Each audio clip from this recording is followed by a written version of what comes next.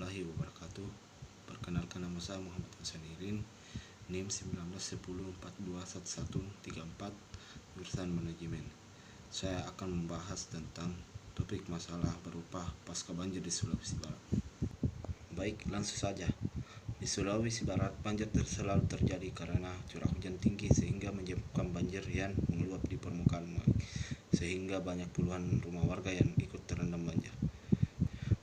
Contohnya itu di kota Polewali Mandar yang sering terendam banjir, mulai dari perapatan Alun Sports Center sampai perapatan Pasar Pekabata. Banjir itu merupakan fenomena alam yang biasa terjadi di suatu kawasan yang dialiri oleh aliran sungai. Secara sederhana, banjir dapat didefinisikan sebagainya hadirnya air yang dikuasai di suatu kawasan luas sehingga menutupi permukaan bumi kawasan tersebut. Terdapat banjir berbagai macam yang disebabkan oleh beberapa hal, di antaranya 1. Banjir air. Banjir air itu merupakan salah satu banjir yang sudah umum. Penyebab banjir ini adalah meluapnya air sungai, danau, atau selokan sehingga air akan meluber lalu menggerangi daratan. 2. Banjir Cileunan atau jenis banjir yang satu ini hampir sama dengan banjir air. Namun banjir Cileunan ini disebabkan oleh hujan yang sangat deras dengan debit air yang sangat banyak. 3. Banjir bandang. Tidak hanya banjir materi air, tetapi banjir yang satu ini juga mengangkut material air berupa lumpur. Banjir seperti ini jelas lebih berbahaya daripada banjir air karena seseorang tidak akan mampu berenang di tengah-tengah banjir seperti ini untuk menyelamatkan diri. 4. Banjir rob atau laut pasang.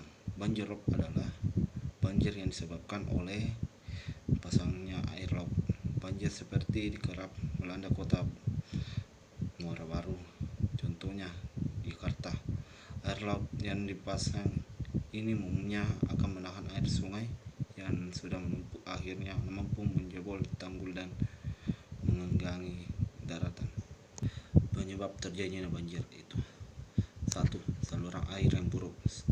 Saluran air yang buruk pada kota-kota besar seperti Jakarta, Bandung, dan lain-lainnya yang digarap terjadi biasanya dikarenakan saluran air yang mengalir air hujan di jalan sungai sudah tidak terawat. Banyak saluran air perkotaan tertutup sampah, memiliki ukuran yang kecil, bahkan tertutup beton batu bangunan sehingga fungsinya sebagai saluran air tidak dapat berjalan sebagaimana mestinya.